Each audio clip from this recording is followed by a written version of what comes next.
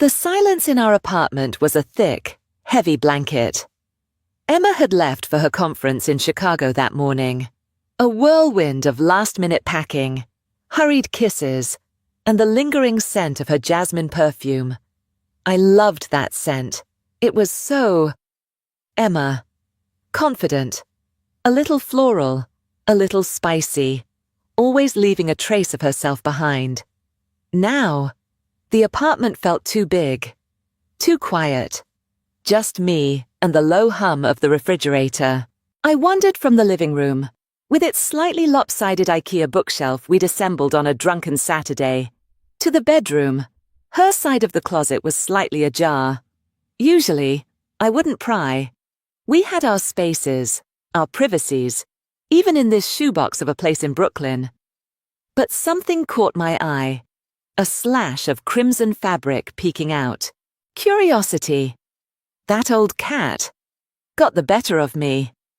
I nudged the door open, hanging on a velvet hanger. A lone sentinel amidst her usual array of sensible blouses and dark blazers was a red dress. Not just any red dress. This was red. A deep, provocative scarlet. The kind of silk that looked like it would whisper against your skin. It was sleeveless, with a neckline that plunged just enough to be daring, and a hem that would hit mid-thigh. I'd never seen her wear it. I didn't even know she owned anything like it. What in the world, Em? I murmured to the empty room. I'm Aiden.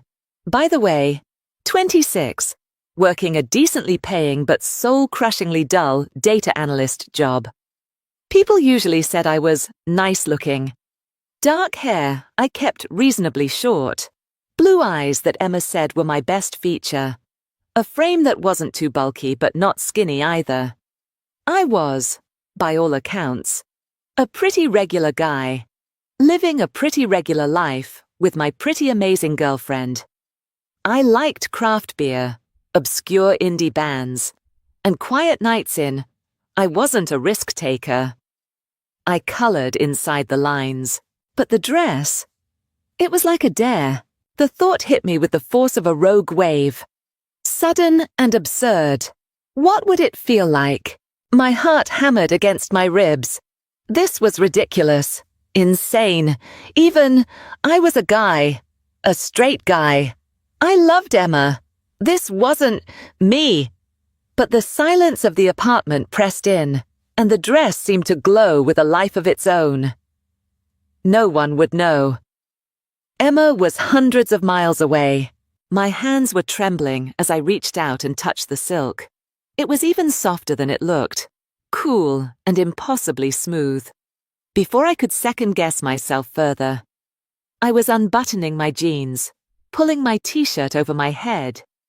The air in the bedroom felt suddenly cold against my bare skin. With a surge of adrenaline, I slipped the dress over my head. It slithered down my body. A second skin of illicit scarlet. It was snug. More snug than I'd anticipated, clinging to my torso, flaring out slightly at the hips. I fumbled with the zipper at the back, my fingers clumsy. Finally, it slid into place. I turned to the full-length mirror on the back of the closet door and stared. The person looking back wasn't Aiden. Not entirely. The sharp angles of my shoulders seemed softened by the drape of the fabric. My waist, usually hidden under loose shirts, had a definition I hadn't realized was there. The color, that vibrant red, did something to my skin, made my eyes look darker, more intense. My reflection was striking, not masculine, not entirely feminine either. But something else.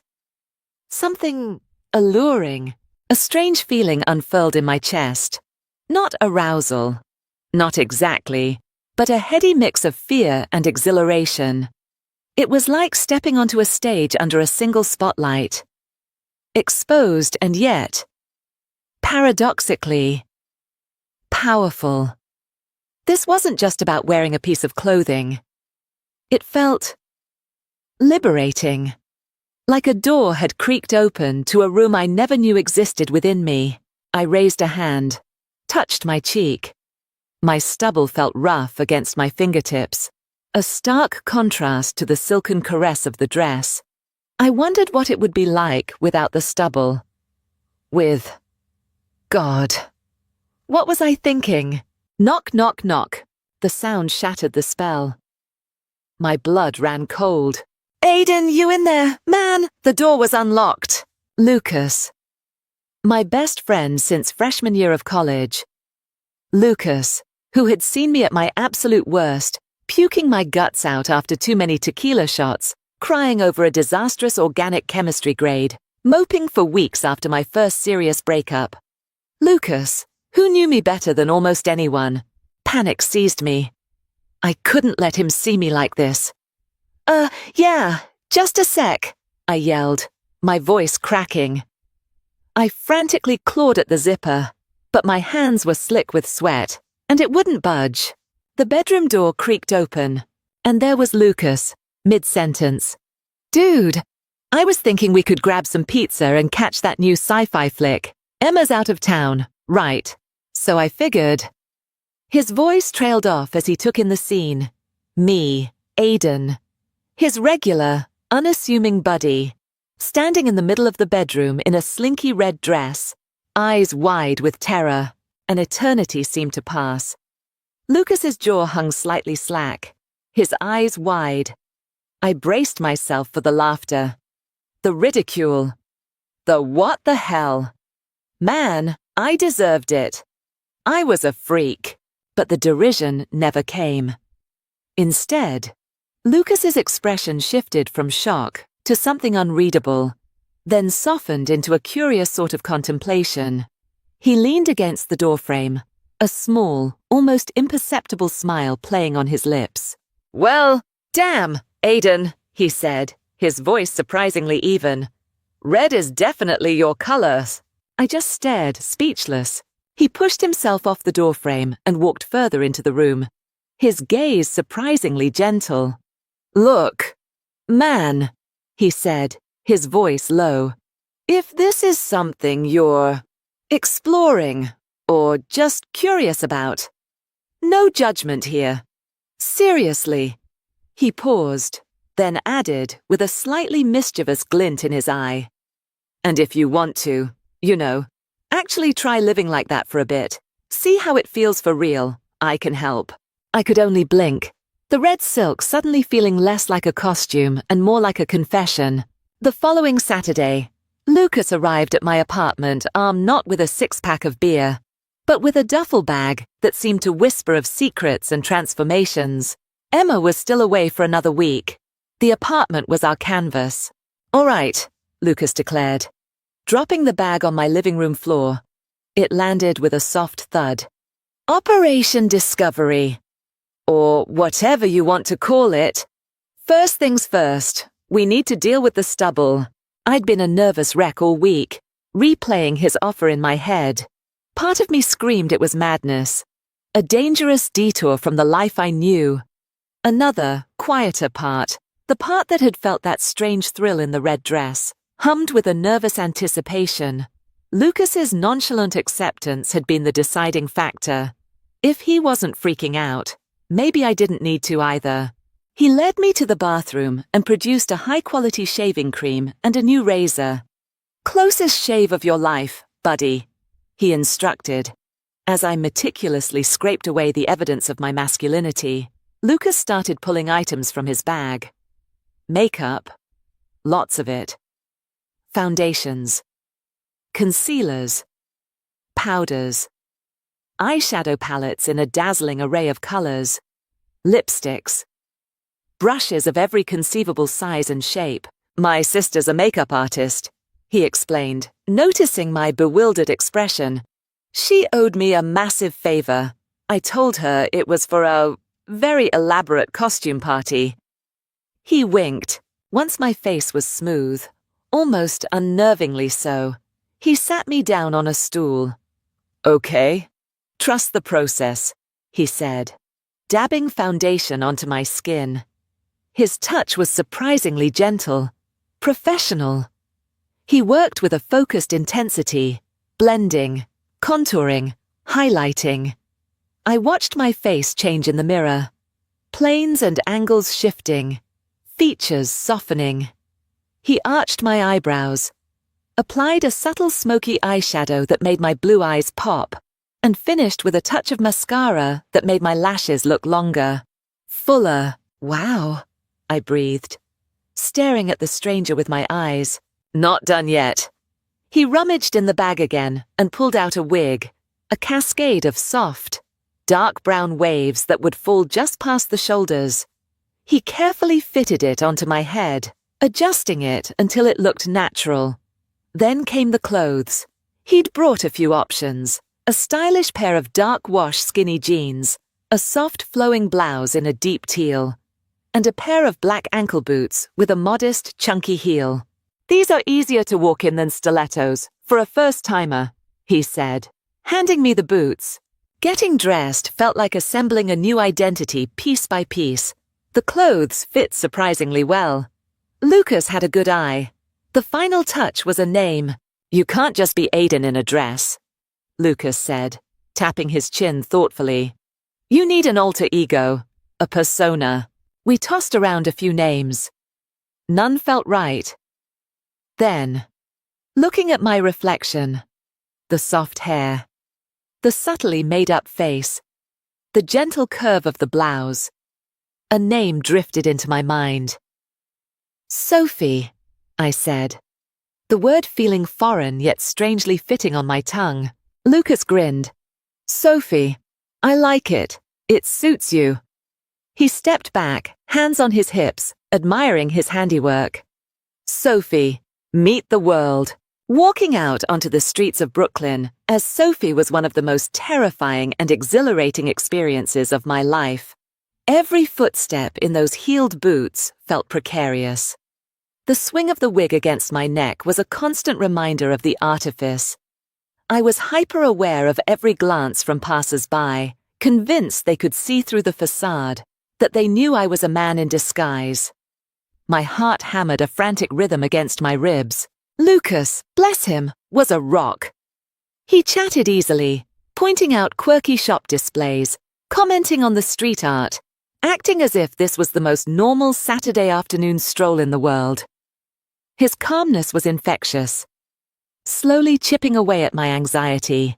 We went to a quiet coffee shop, and I ordered a latte, my voice a little shakier than I'd intended. The barista didn't bat an eye. No one stared. No one pointed. The world just kept turning. And with each passing moment that Sophie existed without incident, a little more of Aiden's fear receded, replaced by a burgeoning sense of wonder. This were possible over the next few months. With Emma often traveling for her new promotion, Sophie began to emerge more frequently. It started with quiet nights in with Lucas, experimenting with different makeup looks, different outfits he'd borrow from his sister or thrift store, finds he thought Sophie might like. Then, emboldened, we ventured out more, late-night movies, quiet dinners in dimly lit restaurants, walks through Prospect Park as dusk settled. During the day, I was Aiden, the data analyst, the boyfriend. But on certain nights, or during weekends when Emma was away, I became Sophie.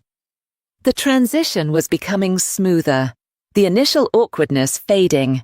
Sophie felt less like a costume and more like another facet of me.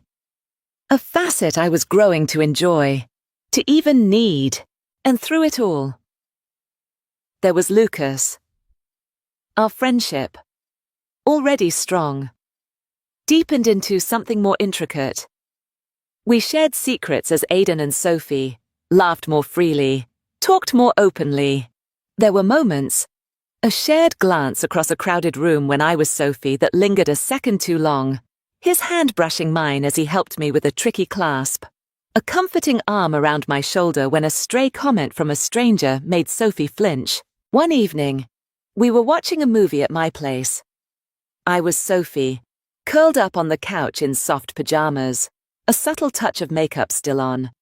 Lucas was next to me, close, but not touching.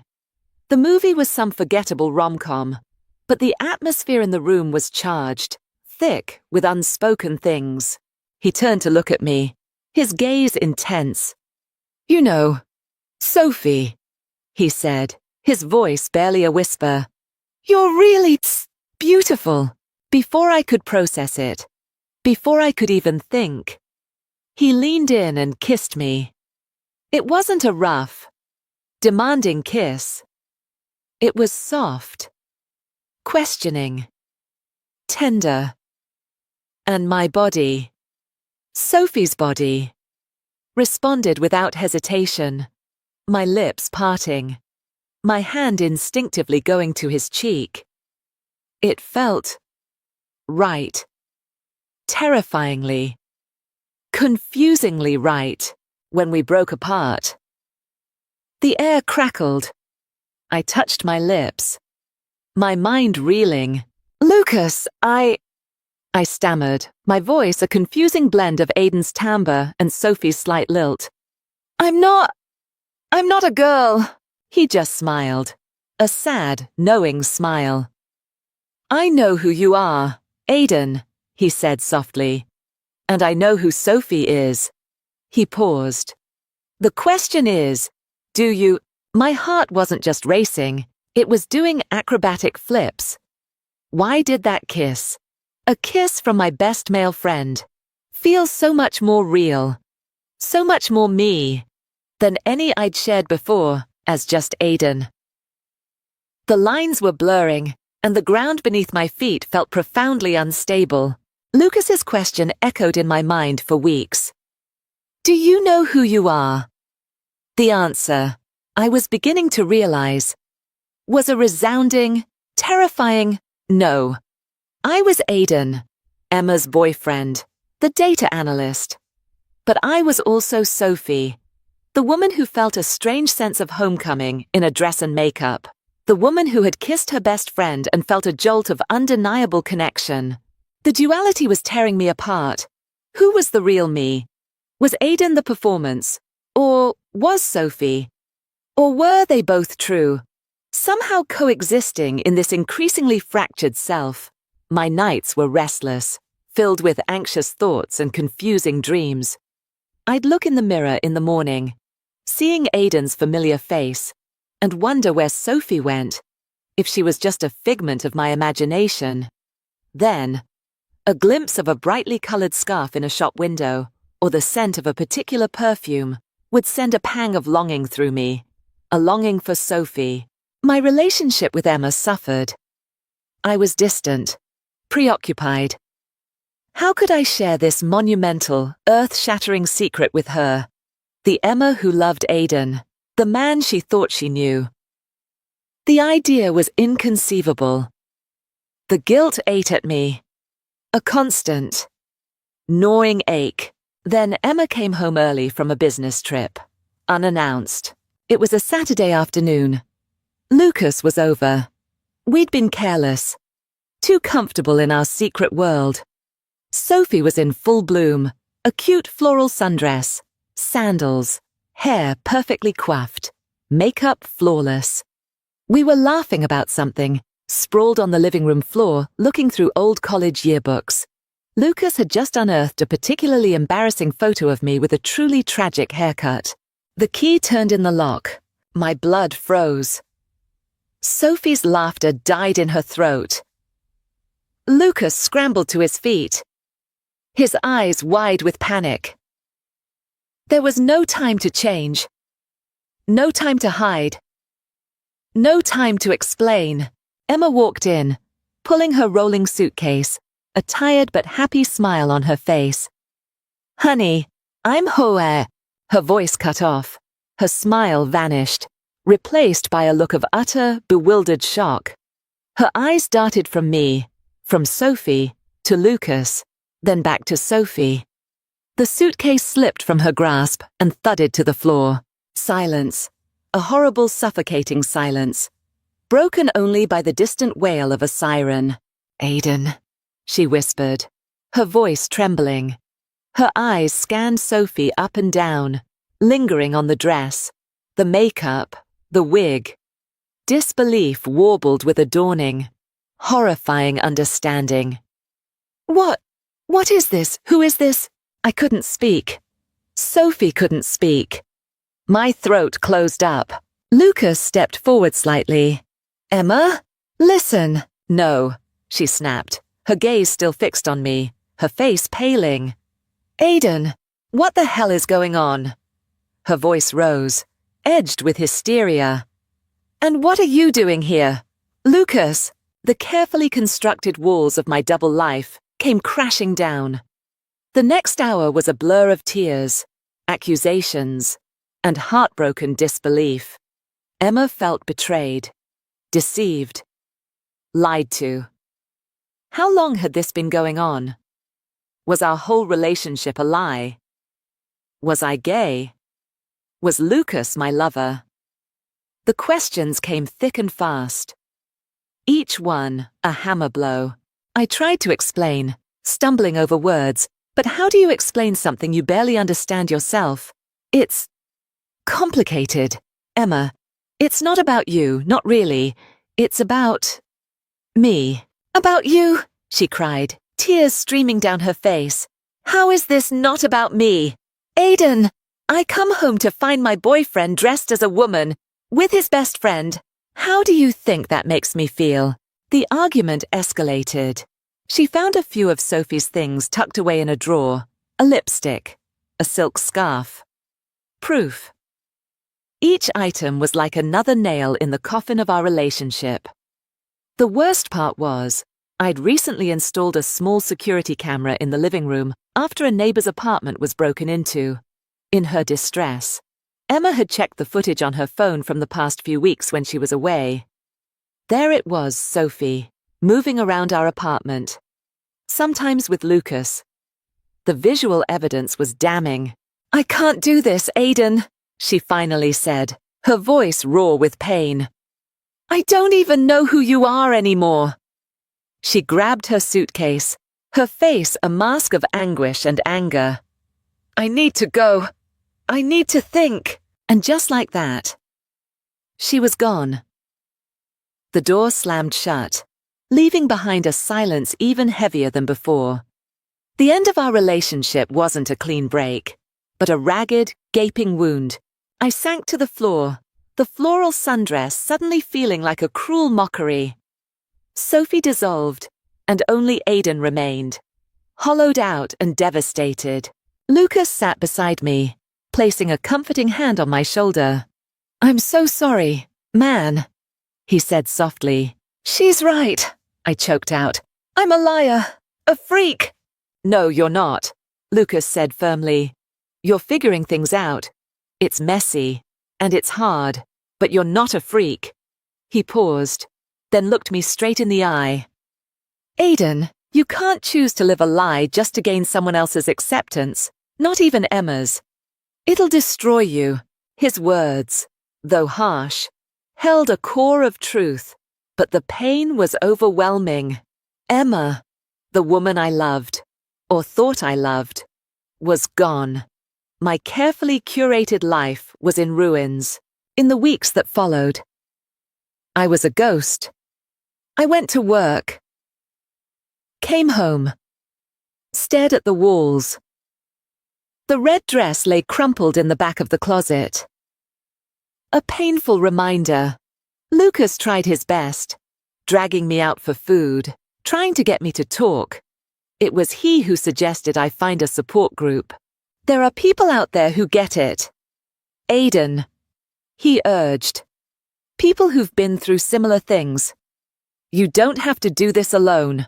Reluctantly, I agreed. He found a local LGBTQ+ support group that was welcoming to people questioning their gender identity. Walking into that first meeting was terrifying. The room was filled with strangers, all with their own stories, their own struggles. But as people started to share, to talk about their journeys of self-discovery, their confusion, their fears, and their triumphs, something in me began to unknot. I didn't speak much that first night, or the next, but I listened. And for the first time since Emma left, I felt a flicker of something other than despair. I felt understood. These people didn't see a freak. They saw someone on a path, however confusing. They offered no judgment, only empathy and a quiet sense of community.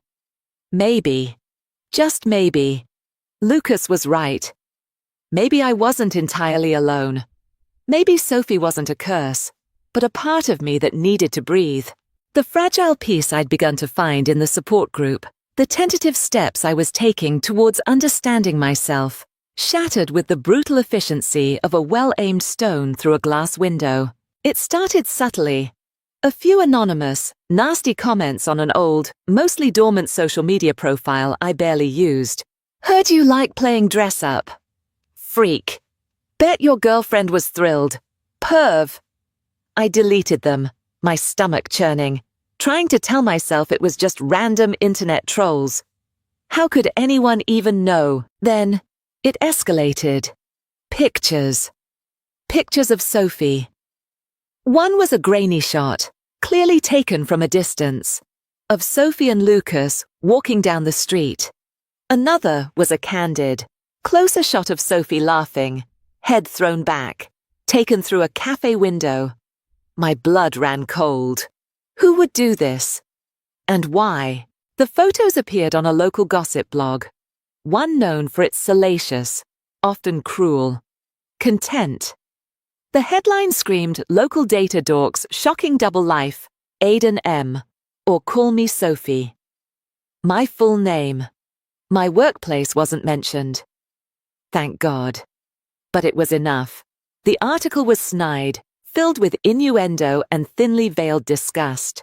The comments section was a cesspool of hatred, bigotry, and mockery. Degenerate! Man up, dude!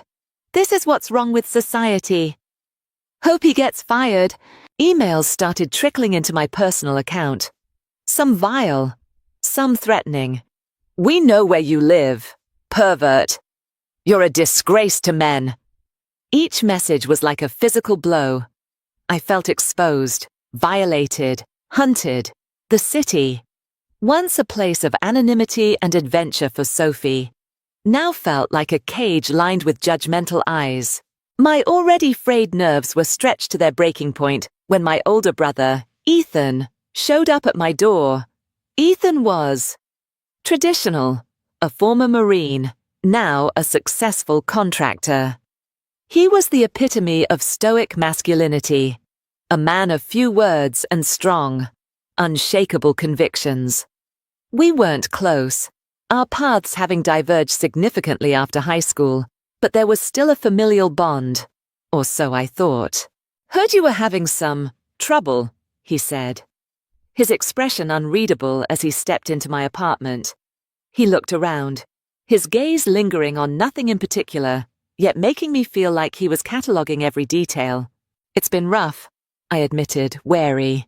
At first, he seemed concerned, in his own gruff way. He asked if I was okay, if I needed anything. He even made a vague comment about idiots on the internet. I felt a small tentative flicker of relief. Maybe family would stand by me. But as the days turned into weeks, and the online harassment continued, Ethan's concern began to morph. His questions became more pointed. Are you still doing that stuff? Don't you think this is bringing shame on the family name? Mom and Dad would be heartbroken if they knew the extent of this. His tone became less like a worried brother and more like a disappointed patriarch. The subtle disapproval was chilling. He wasn't offering support. He was delivering judgment cloaked in familial obligation. Then, Lucas was attacked. He was walking home late one night from his bartending job when two figures jumped him in a poorly lit alley. They didn't take his wallet. Just beat him badly enough to put him in the hospital overnight with a concussion. A broken rib, and a face that looked like a bruised plum. They didn't say much. Lucas rasped from his hospital bed. his voice hoarse. Just faggot lover, and tell your freak friend he's next. A cold dread washed over me. This wasn't random. This was targeted. This was because of me. Because of Sophie. My mind immediately jumped to Ethan. His increasingly conservative rhetoric, his talk of shame and disgrace. Could he be capable of something like this? Or of inciting it? The thought was horrifying, but it lodged itself in my brain like a shard of ice. The police report for Lucas's attack went nowhere. No witnesses, no suspects. But I knew.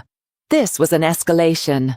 The anonymous threats against me intensified, now appearing as printed notes slipped under my apartment door. Stop being a joke. You're making us all sick. You're an embarrassment to your family. End this. One particularly chilling note simply read, "We're watching you." I started to feel like I was being followed, a shadow in my peripheral vision, a car that seemed to be behind me for too many blocks, the click of a camera shutter when I thought I was alone. Sleep became a luxury I could rarely afford. My nights haunted by paranoia and the image of Lucas's battered face. The light that Sophie had brought into my life was being systematically extinguished, replaced by a creeping, pervasive darkness. My brother, the one person I thought might, in his own way, protect me, was increasingly looking like the source of the storm. One afternoon, I came home to find my apartment door slightly ajar. My heart leaped into my throat. I pushed it open cautiously, calling out, "Hello." Silence. I crept inside, my senses on high alert. Nothing seemed obviously disturbed, but the feeling of violation was overwhelming. On my kitchen table, a single red dress, not Emma's, but a cheap, garish imitation, was laid out, and next to it, a butcher knife. Under the knife was a note, written in an aggressive, "Spiky hand, become a man, or we'll make you one. This is your final warning." The message was crystal clear. The darkness wasn't just metaphorical anymore. It had breached the walls of my home. The red dress and the butcher knife were a declaration of war.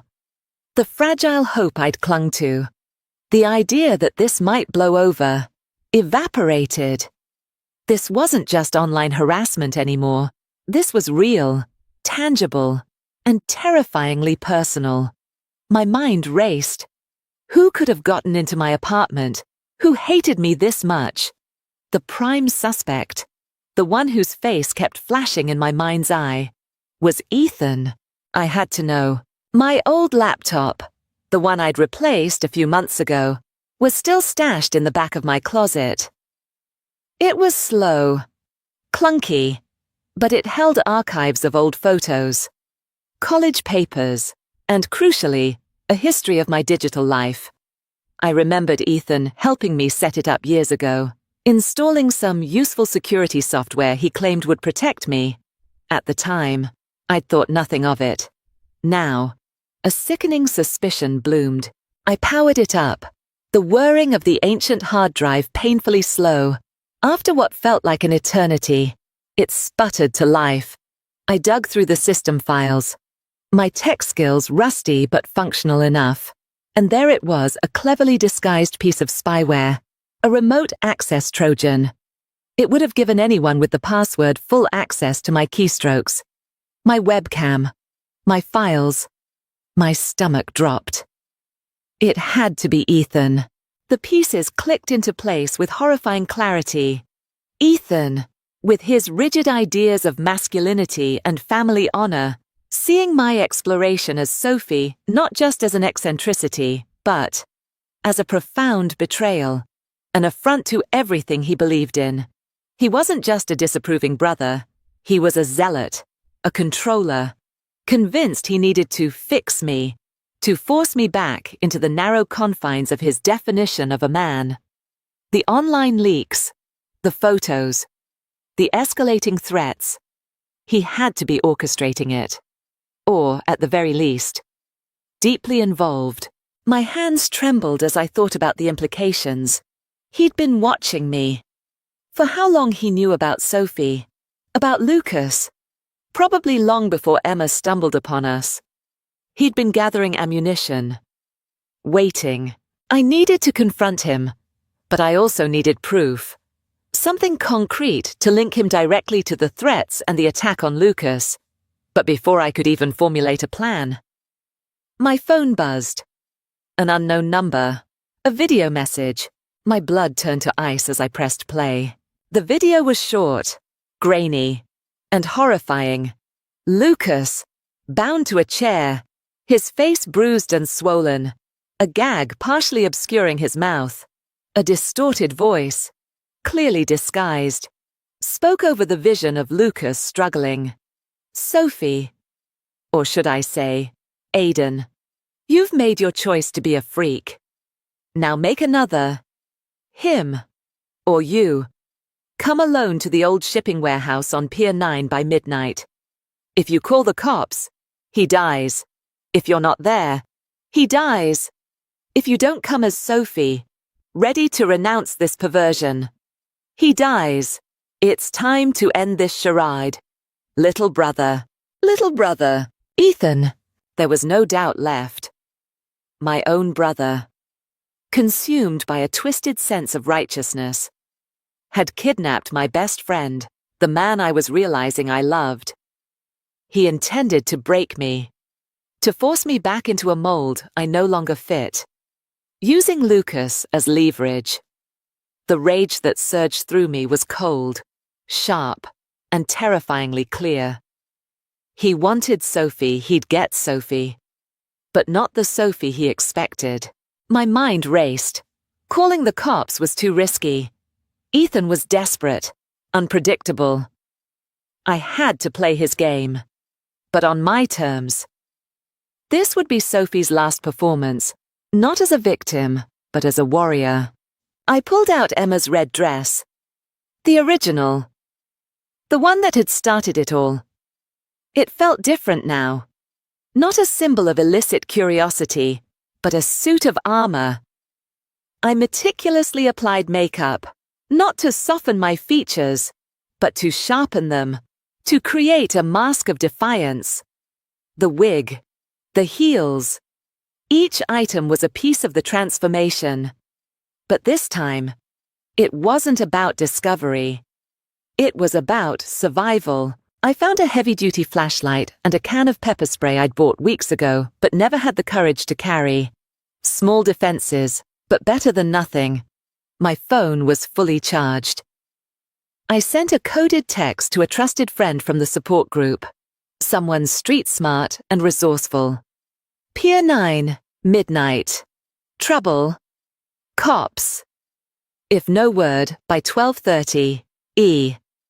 It was a long shot, but it was all I had. As Sophie, I stepped out into the night, the click of my heels on the pavement a steady, determined rhythm. The fear was still there, a cold knot in my stomach, but it was overlaid with a burning resolve. Ethan wanted to destroy Sophie. He wanted to erase her. He didn't understand. Sophie wasn't just a dress and makeup. Sophie was the strength Aiden hadn't known he possessed. And tonight, Sophie was going to save Lucas. The old shipping warehouse on Pier 9 loomed out of the darkness like a skeletal beast, its corrugated metal walls streaked with rust, windows like vacant eyes. The air was thick with the smell of salt, decay, and the oily tang of the nearby river. This was it. The stage for Ethan's twisted morality play. I took a deep breath, the cool night air doing little to calm the frantic hammering of my heart. Sophie's heels crunched on the gravel as I approached the main loading door, which was slightly ajar, a sliver of dim light escaping from within. The pepper spray was clutched in one hand, the flashlight in the other, hidden in the folds of the red dress. Ethan! My voice, Sophie's voice, trembled slightly but carried in the stillness.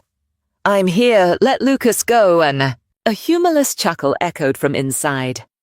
Sophie, so glad you could make it. Come in. Don't want you catching a chill in that outfit. His tone was laden with sarcasm and menace. I pushed the heavy door open and stepped inside. The warehouse was vast, cavernous, filled with shadowy shapes of crates and forgotten machinery. A single bare bulb hung precariously from the rafters, casting long, dancing shadows.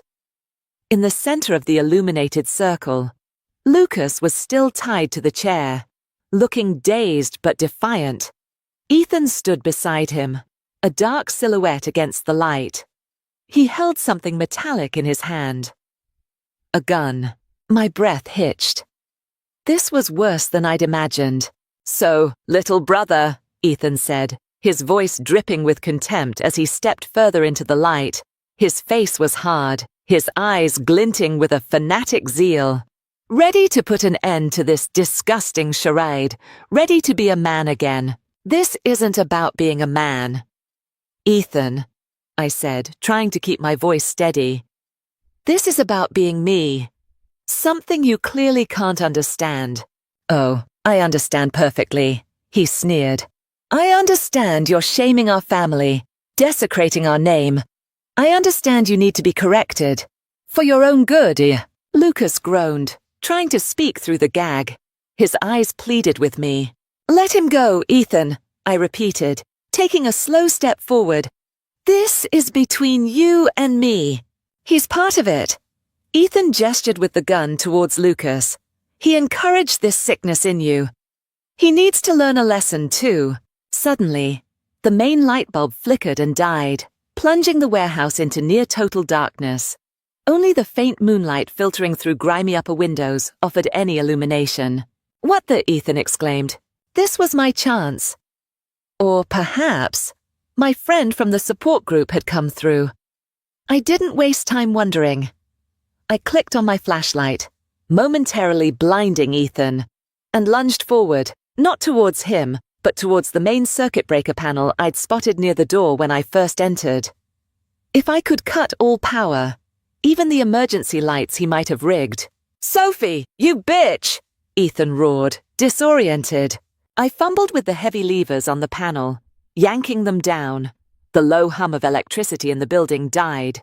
Complete darkness, save for the beam of my flashlight, which I now aimed erratically, trying to keep Ethan off balance. You think this is a game? He yelled, his voice echoing unnervingly in the pitch black. I could hear him moving, a shuffling sound. I had to get to Lucas. I swept the flashlight beam across the area where I'd last seen him. There. Lucas, I'm coming. A shot rang out, deafening in the enclosed space. The bullet whizzed past my ear, close enough for me to feel the displacement of air. My heart leaped into my throat. I dropped to the ground, the flashlight clattering away, its beam now pointing uselessly at the ceiling, creating a disorienting strobe effect as it rolled. Panic. Pure, unadulterated panic. I was blind. Disarmed. Then another sound. A grunt. A thud. Silence. Lucas, I whispered, crawling in the direction I thought he was. Ethan. A faint groan answered me. Not Lucas's. Ethan's. Suddenly, the warehouse was flooded with light, blue and red flashing lights from outside, followed by the heavy thud of boots and shouted commands. NYPD, hands up, don't move. Police officers swarmed in, weapons drawn. They found me, Sophie, disheveled and terrified, crawling on the dirty floor. They found Lucas, still tied to the chair, but alive. And they found Ethan, lying on the ground a few feet away, clutching his leg, a dark stain spreading on his jeans. He'd apparently tripped in the darkness and accidentally shot himself. The irony wasn't lost on me. Even in my shock, the aftermath was a blur. Paramedics checking Lucas. Then me. Officers questioning everyone. Ethan. Cursing and groaning. Being taken away on her stretcher. his face a mask of fury and disbelief. Lucas was freed, and the moment his gag was off, his eyes found mine. The relief in them was palpable, but so was the trauma. We clung to each other, me still in the red dress, him battered and shaken, amidst the chaos of the police scene. The days that followed were hard. Police statements, victim support counselors. The full extent of Ethan's obsession came to light. The spyware. The meticulously planned harassment campaign. His intent to re-educate me through fear and violence. He'd even tried to recruit a couple of his old Marine buddies for the intervention. But they'd thankfully refused to get involved beyond some online trolling he'd instigated. The attack on Lucas had been his own doing. A desperate escalation. The city, our home, felt tainted. We were both offered a place in a witness protection program, at least temporarily, given Ethan's connections and the nature of the crime, a hate crime. Aggravated assault, kidnapping. It meant leaving everything behind my apartment, my job, which I'd likely lose anyway once the full story hit the press. Despite the sympathetic initial reports of the rescue, our friends, sitting in a sterile government office, the choice was laid before us. A new city, new identities if we wanted them, a clean slate. Lucas looked at me, his eyes still shadowed, but holding a flicker of hope. What do you think? Aiden or Sophie? I thought about the red dress. Now evidence in a police locker. I thought about the fear, the pain, the betrayal, but I also thought about that first glimpse of Sophie in the mirror, the sense of freedom, of authenticity. Ethan had tried to kill Sophie, to bury her. He'd failed. I think, I said, a small tired smile touching my lips. Sophie is just getting started, and I'm keeping the name in. Lucas's hand found mine, his grip firm. Then let's go. Together. Leaving New York was bittersweet. It was the city where Sophie was born, but also where she had nearly died. As the bus pulled away from Port Authority, I watched the skyline recede, a chapter of my life closing, another, uncertain but hopeful, beginning. The price of freedom had been high, but the cost of living a lie would have been higher. 1 year later, the salt-laced air of Portland, Oregon, was a world away from the relentless energy of Brooklyn. Our new apartment was small, but it had a balcony overlooking a street lined with fiercely independent bookstores and coffee shops that prided themselves on their ethically sourced beans. It felt gentler here, slower. I went by Sophie full-time now. There was no more Aiden for the outside world. Only Sophie. The transition hadn't been easy.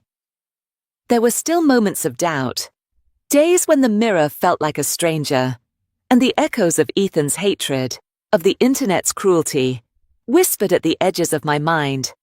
But they were quieter now, easier to dismiss. I'd found work at a small LGBTQ+ arts collective, managing their social media and helping to organize community events. It wasn't data analysis, but it was fulfilling in a way crunching numbers never could be. I was surrounded by people who understood, or at least accepted, the beautiful messy spectrum of human identity. They didn't just tolerate Sophie, they celebrated her. Lucas was thriving too. He'd found a job bartending at a popular downtown spot, his easy charm and quick wit making him a favorite with regulars. The physical scars from Ethan's attack had faded, but the emotional ones were still healing. We both were. We went to therapy, separately and sometimes together. We talked. A lot. Our relationship had deepened, forged in trauma but now blossoming in the tentative safety of our new lives. It wasn't a fairy tale romance. It was real, built on shared experience, unwavering support, and a love that defied easy labels. Sometimes, I'd have flashbacks to my college days with Lucas. I remembered one particularly brutal semester. Drowning in advanced calculus, convinced I was going to fail. Lucas had spent hours with me in the library, patiently explaining concepts, drawing diagrams on napkins, refusing to let me give up. "You got this, Aiden," he'd said, clapping me on the shoulder. "Just gotta look at it from a different angle."